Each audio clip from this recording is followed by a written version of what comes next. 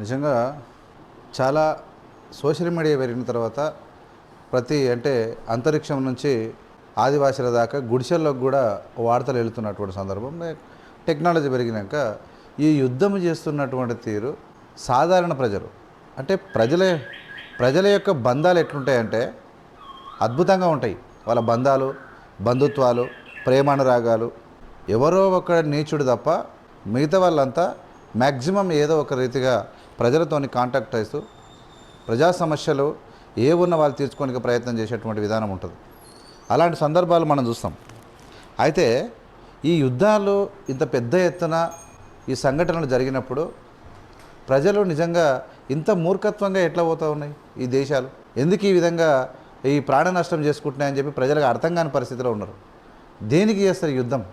నేను ఇంతకుముందు ఒక వీడియోలో చెప్పిన, తిన్నది అరగనప్పుడు, తెగ బరిసినప్పుడు, అహంకారం పెరిగినప్పుడు దారి దోపిడి దొంగలు కూడా దొంగలకు ఉన్నటువంటి క్యారెక్టరే యుద్ధం క్యారెక్టర్. అది నిజం. ఎవరు అవునన్న కాదన్నా ఈ భారతదేశంలో పుట్టిన వానికి ఎవరికి కూడా భారతదేశ సంస్కృతి ఎప్పుడు కూడా ఇతర దేశాల మీద వాడి దోసుకోవడం, ఇతర దేశాల మీద దాడులు చేయడం, అవతలాలను మోసం చేయడం, ఈ సంస్కృతి భారతదేశంలో ఎప్పటికీ లేదు. అంటే సగటు ప్రజలకు లేదు, దేశానికి ఉన్న రాజ్యాంగానికి లేదు, మెజార్టీ తెలివైన వాళ్ళకు ఉండదు. అంటే భారతదేశంలో దొంగలు లేరా, నీచులు లేరా, మతశిచ్చు పెడుతోళ్ళు లేరా అంటే ఉన్నారు. అది వేరు ఇది వేరు. అంటే సగటు ప్రజల యొక్క విధానం ఎట్లా ఉంటుందంటే ఈ దేశానికి వేరే దేశం మీద పడి యుద్ధం చేయాల్సినటువంటి లేకుంటే మోసం చేయాల్సినటువంటి అవసరం లేదు. ఎవడన్నా మన జోలికి వస్తే ఊకోమంతే, అంతే తప్ప ఇంకో ఆలోచన ఉండదు. కానీ దుర్మార్గమైనటువంటి దేశం ప్రపంచంలో ఏదంటే అమెరికా. అమెరికా ప్రెసిడెంట్లో అత్యంత వరెస్ట్ ఫెలో ఎవడంటే ఈ ట్రంప్. పోనీ ప్రపంచ దేశాలకు నేను మించిన మునగా లేడు. చైనా, రష్యాల కన్నా, ఇంగ్లాండ్ కన్నా, భారత్ కన్నా మేమే మునగాలం అనుకుంటే అసలు ఎవడు ఊహించిన దేశం. రెండు దేశాలను కలిపి దేశాలు నెల రోజులుగా ఎన్ని కుట్రలు చేసినా, ఎంత కుతంత్రాలు చేసినా చావు దెబ్బతీస్తున్న ఇరాన్. ఈ దెబ్బకు ప్రపంచ దేశాల్లో ఇరాన్ పవరు అత్యధికంగా పెరిగిపోయింది.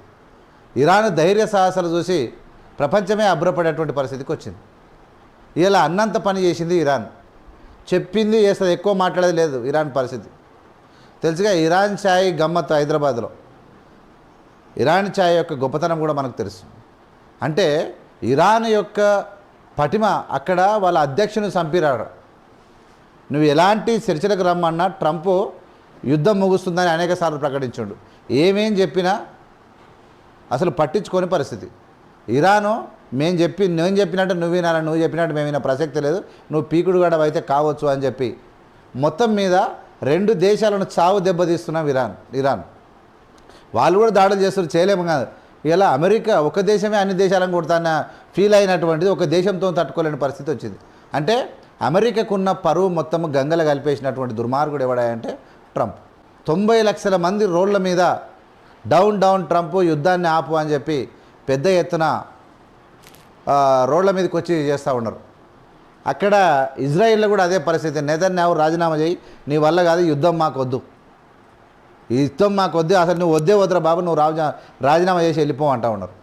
కానీ ఇరాన్ ప్రజలు మన నేతను చంపిర్రు, మన మీదకి వస్తే వదిలే ప్రసక్తి లేదు, 170 మంది పిల్లలను చంపేసిర్రు, అయినా మొక్కవోని దీక్షతో ఎదురు తిరగని, అంటే వెనుదిరిగినప్పుడు అంటే మనలా నాశనం చేస్తున్నప్పుడు ఖచ్చితంగా ఎదురు తిరిగేటువంటి తీరు ఇరాన్ను మాత్రం ఖచ్చితంగా గొప్పగా కీర్తినిస్తున్నటువంటి సందర్భం. ఇతర దేశాలు ఇరాన్కు ఉన్నటువంటి శక్తిని చూసి ప్రపంచమే ఆశ్చర్యపోతున్నటువంటి టైం.